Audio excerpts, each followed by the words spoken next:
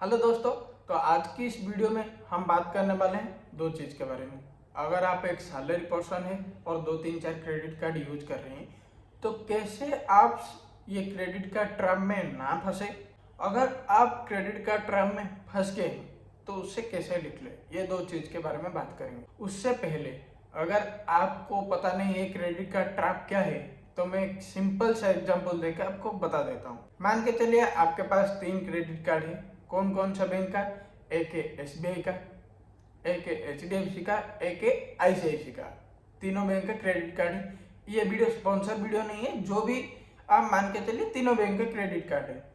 तो अभी आप क्या किए, आपको एक आईफोन लेने का मन हुआ, आईफोन ले लिया भाई। कितना आ गया अमाउंट? 60,000 आ गया। अभी और लैपटॉप देख लिए और लैपटॉप लेने का मन हुआ तो उसको भी ले लिए। उसका अमाउंट कितना है? 40,000। अभी 2 कार्ड से लिए हैं, मान के चलिए SBI कार्ड से आप आईफोन लिए और उसको नो कॉस्ट EMI कर दिए। उसका अमाउंट आया 6 महीने के लिए कर दिए तो 1 महीने का किस्त आया कितना? 10,000 आ गया। और जो HDFC में लिए थे, कितना अमाउंट लिए थे? 40,000 का, उसका भी नो कॉस्ट EMI कर दिए 6 महीने के लिए तो कितना उसका किस्त आया? 6,600 समथिंग कुछ आया। तो अभी आप क्या करने वाले हैं? अभी आप सैलरी 20,000 आ रहा है, मान के चलिए आपका अमाउंट 20,000 है और 20,000 आ रहा है।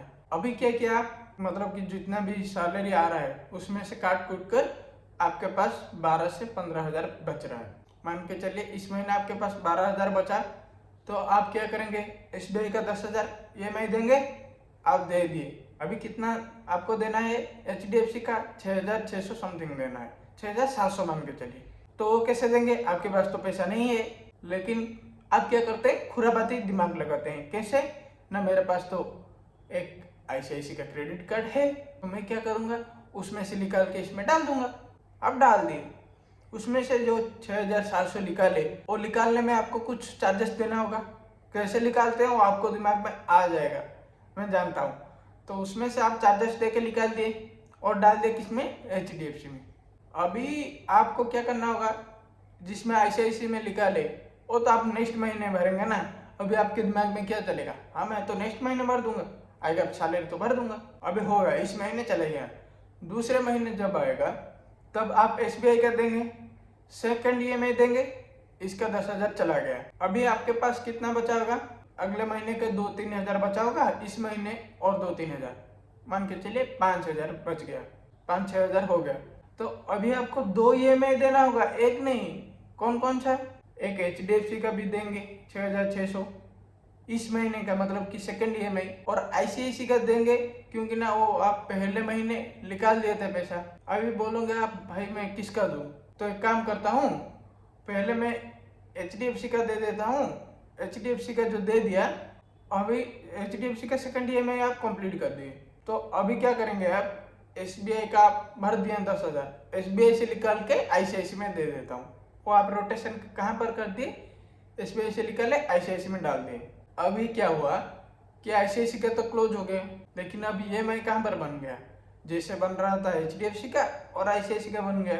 अभी ICICI का भी आप पैसा देना नहीं पड़ेगा, लेकिन SBI का तो देंगे ना, 6,600 निकाले हैं और यहाँ पर जो EMI चल रहा है चलता रहेगा। तो ऐसे करते हुए आप क्या होगे? एक ट्रैप में फंस गए। आपको क्या लग रहा है थोड़ा छोटा सा चार्जेस दे रहा हूँ? नहीं भाई, ये गलत चीज़ है। कितना चार्जेस दे रहे हैं पता है? 2 से 3% चार्जेस देने हैं हर महीने। तो मतलब कि मान के चलिए आपका, मतलब कि हर महीने 2-3% तो 12 महीने में 36% दे रहे हैं। 36% मान के चलिए, तो ये हो गया क्रेडिट कार्ड ट्रैप। इसमें से बचे कैसे? तो मेरा ये एक सुझाव है, जो भी खरीदे पहले आप पैसा कुछ रख लीजिए। अगर मान के चलिए आप 60,000 में खरीदना चाहते हैं तो 10-10 हज़ार रख लीजिए ना भाई, कौन मना कर रहा है आपको? 6 महीने बाद खरीद लेना, आपके पास तो देंगे ना, नेट पैसा देंगे उसके बाद लेकर आएंगे। तो EMI में कन्वर्ट मत करना मेरा भाई, डायरेक्ट पैसा रखना और डायरेक्ट लेकर आना।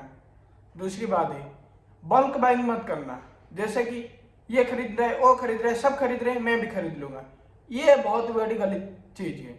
तो मेरा सुझाव ये है भाई, पैसा रखो उसके बाद खरीदो। दूसरा बात यह है कि अगर आप ऐसे ट्रैप में फंस गए तो कितना होगा? अब कैसे निकलेंगे?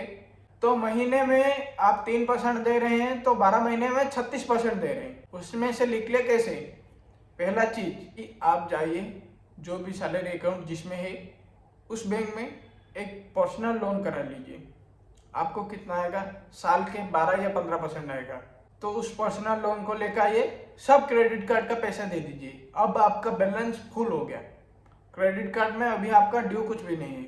अभी आपका एक ही ड्यू है, जो मैं लोन लेके आया था पर्सनल लोन, उसको एक एक करके चुकाऊं।